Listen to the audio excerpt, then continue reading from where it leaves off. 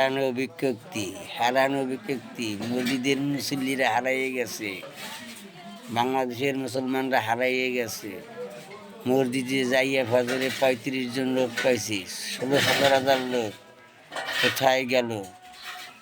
2 word মিলাইয়া, ওয়ার্ডের নাম বলবো না, এগুলো যদি মোদিজি উপস্থিত করে দিতে পারেন, প্রতিদিন সকালবেলা তাদের জন্য নাস্তা বাজেট থাকতো।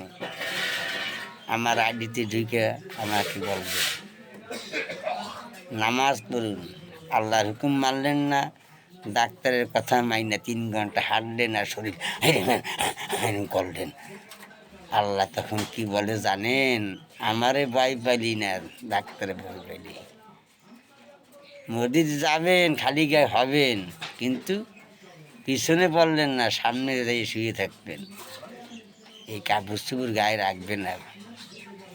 কত সম্পদ আপনার সঙ্গীর সাথী হবে না, এই দুনিয়ায় সবাই স্বার্থপর। আসসালামু আলাইকুম। খারাপ লাগলো, কথাটা সঠিক।